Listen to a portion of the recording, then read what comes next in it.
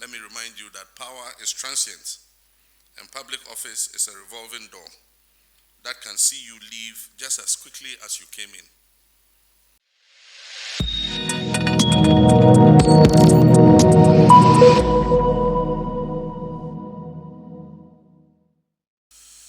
Your Excellency the Vice President, Honorable Chief of Staff, senior officials of the Presidency, Ministers of State, distinguished invited guests, family and friends, ladies and gentlemen, friends of the media. Our quest to install the leanest and most efficient government in the history of the Fourth Republic continues unabated. We've gathered here again today to take a step closer towards this objective with the swearing in of an additional batch of 14 Ministers of State. Since assuming office 3 weeks ago, I've been guided by one desire, and that is only to give the people of Ghana a government that is fit for purpose and is able to work in their best interest. Such a government must therefore naturally have men and women of proven ability and integrity. Thus far, it is fair to say that the persons who have taken up positions in this government have done so on merit and are well placed to deliver in their respective roles that they have been assigned. We're also guided by the need for fidelity and prudence in governance. Our recent history shows that there is no correlation between a large resource guzzling government and effective delivery. The last 8 years witnessed the largest government in our history, and yet that government achieved arguably the poorest of outcomes. That makes it imperative that we get it right going forward. The task of governing this country must be done more efficiently and at optimal cost. The bulk of our resources must be dedicated to meeting the needs of those on whose behalf we govern. In this regard, we have recalibrated various ministries to avoid the needless duplication and waste that existed. As President, I must set the right example and tone. In addition to substantial cuts in the number of ministries and ministers, there will also be significant reductions in the number of political appointees at the office of the President and its agencies. The era where hundreds of political activists were packed into the presidency for the sake of it is well and truly over. Thus far, 27 people have been nominated for appointment to the presidency to work in various capacities, and this includes the staff at the office of the Vice President. Out of the number, 13, representing 48%, are women.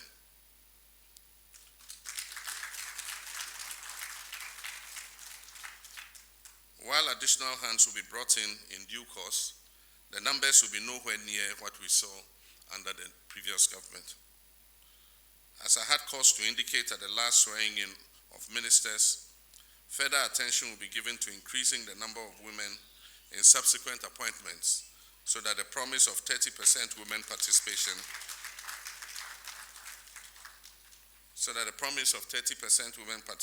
overall in government can be realized.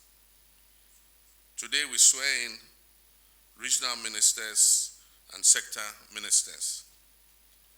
To the 8 regional ministers being sworn in today, I urge you to always remember that you represent the central government in your respective regions. You've been chosen for this position because of the leadership qualities you have exhibited over the years.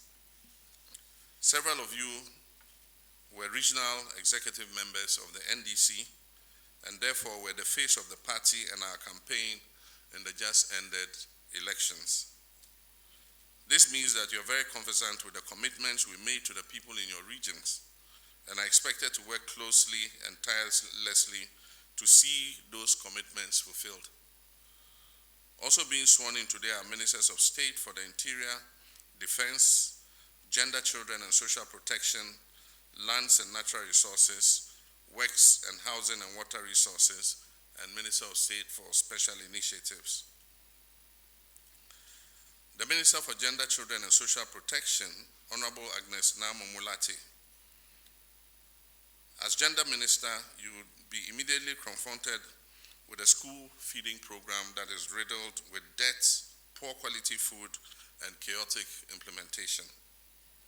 The social protection sector is generally in distress, and you will have to fashion a way out of these challenges. For the Honorable Minister of the Interior, Honorable Muntaka Mubarak, you will have the responsibility for ensuring internal security in this country, and I know it is a task you will live up to. You will also have the responsibility of improving the welfare of our security agencies, especially in the area of housing and mobility.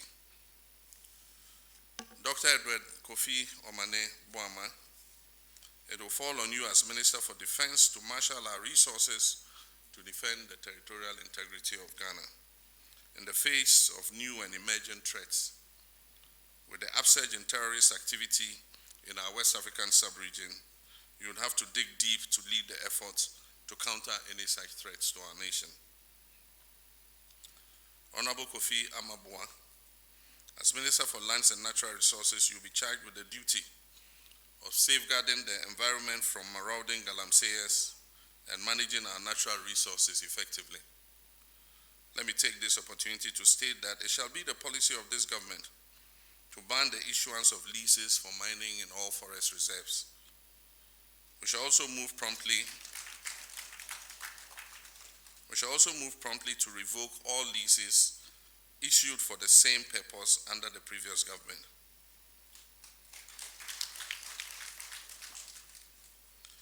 In addition, let me state categorically that this government has not given any person or group of persons any authority to carry out any form of mining in these forest reserves as recently reported.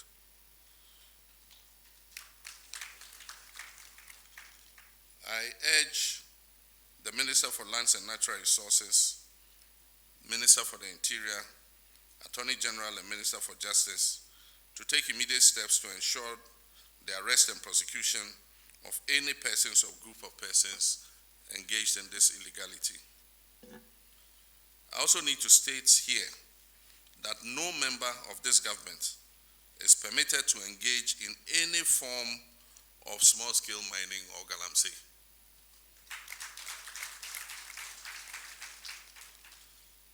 Any such persons will face sanctions which shall be swift and severe.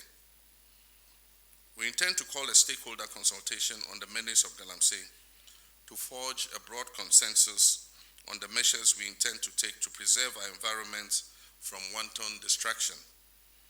This will involve, but not limited to, the following: a river guard, which will employ youth from the communities affected by illegal mining, cleaning and eliminating toxic substances from our water bodies, reclaiming mined-out lands, training small-scale miners in sustainable mining practices. We've also begun the establishment of the Gold Board, which will ensure that Ghana gets the full benefit of the bountiful natural resource that God has blessed us with. To Mr. Kennedy, I remind you that you must lead the implementation of our manifesto offerings on social housing. The housing deficit and attendant prohibitive cost of rents and the long number of years that are demanded as rent advance remain some of this country's biggest problem, and you must get to work immediately to address it. With Mr. Emmanuel Ajekum, we will work closely together on the initiatives that we have put before us to achieve for the benefit of the people of Ghana. I have absolute confidence in you all, in your ability to get the job done. Let me also seize this opportunity to remind all of you of the admonition I have given to those who were sworn in earlier. You are in the offices you occupy now with the sole purpose of serving the people of Ghana, who are our employers. You are to accord them the respect at all times, bearing in mind that the power and authority that you exercise stems directly from them. Arrogance and disrespect are not desirable in this government. You must exhibit humanity and modesty in your interactions with the public. let me remind you that power is transient and public office is a revolving door that can see you leave just as quickly as you came in.